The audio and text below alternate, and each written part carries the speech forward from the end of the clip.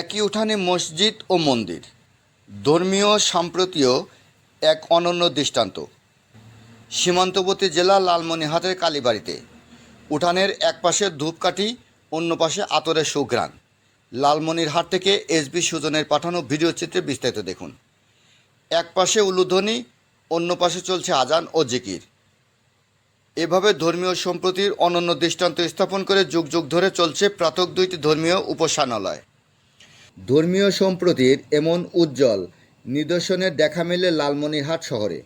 শহরের বাণিজ্য কেন্দ্র কালীবাড়ি এলাকায় পুরান বাজারে জামিন মসজিদ ও কালীবাড়ি কেন্দ্রীয় মসজিদের একই উঠানে অবস্থিত। যে যার মতো ধর্ম পালন করে চলছে। এখন চলছে শারদীয় দুর্গোৎসব। স্থানীয়রা জানান, 1863 সালে কালী মন্দির প্রতিষ্ঠিত হয়। ওই সময় লালমনিরহাট শহরে কালীবাড়ি এলাকায় পুরান বাজারে বিভিন্ন দেশ থেকে আসা ধর্মপ্রাণ মুসলমান ও ব্যবসায়ীরা নামাজ আদায় করার জন্য মন্দিরের পাশেই একটি ছোট্ট ঘর তৈরি করেন, আর সেই ঘরের নামকরণ করা হয় পুরান বাজার জামে মসজিদ। ওই সময় থেকে এক উঠানে চলছে দুই ধর্মের দুই উপাসনালয়ের কাজ। পূজা শুরুর আগে মসজিদ ও মন্দির কমিটি বসে সিদ্ধান্ত নেন। এ পর্যন্ত সেখানে অপ্রীতিকর কোনো ঘটনা ঘটেনি। মন্দির ও মসজিদ দেখতে প্রতিদিন দূর দূরান্ত থেকে ছুটে আসছেন কয়েক হাজার মানুষ। বেশ কয়েকটি দেশের রাষ্ট্রদূতও এই বিরল দৃষ্টান্ত দেখতে পরিদর্শন করেন একই উঠানে মসজিদ ও মন্দির। সৌন্দর্য ফুটে উঠেছে শারদীয় দুর্গা উৎসবে। এলাকাবাসী সূত্রে জানা যায়, আজানের সময় থেকে নামাজের জামাত শেষ হওয়া পর্যন্ত মন্দিরের ঢাকঢোল যাবতীয় শব্দযন্ত্র বন্ধ থাকে। নামাজ শেষ হলে মন্দিরের কার্যক্রম স্বাভাবিক হয়। এখানে কোনো বিশৃঙ্খলা হয় না। শালীনতা বজায় রেখে একই উঠানে দীর্ঘদিন ধরে ধর্মীয় উৎসব পালন করে আসছেন উভয় ধর্মের মানুষ।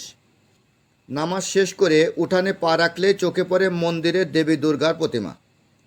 একইভাবে পূজারীরাও পূজা করতে এসে মুসলমানদের নামাজের দৃশ্য অবলোকন করতে পারছেন। পূজারী এস দিলীপ রায় বলেন, লালমনিরহাটে ধর্মীয় সম্প্রীতিও এটি একটি জ্বলন্ত উদাহরণ। কোনো বিশৃঙ্খলা ছাড়াই যুগ যুগ ধরে এই সম্প্রীতিও বন্ধনের আবদ্ধ হয়ে ধর্মীয় উৎসব পালন করছেন তারা। সত্যি এটি আমাদের জন্য একটি বড় গর্বের বিষয়। এদিকে সনাতন ধর্মাবলম্বীদের সবচেয়ে বড় ধর্মীয় উৎসব দুর্গাপূজা শুরু হয়েছে গত বৃহস্পতিবার থেকে। শুরু হয় পূজার সাজরবে সাজানো হয়েছে মন্দির। হিন্দু ধর্মাবলম্বীরা উৎসবের সঙ্গে পূজা করেছেন। নামাজের সময় নামাজ চলছে। ধর্মীয় সম্প্রদায় এমন উদাহরণ দেখতে অনেকে ছুটে আসছেন এখানে। পুরান বাজার জামে মসজিদের ইমাম মোহাম্মদ আলাউদ্দিন বলেন, ঐতিহ্যবাহী পুরান বাজার একসঙ্গে দুটি ধর্মীয় প্রতিষ্ঠান।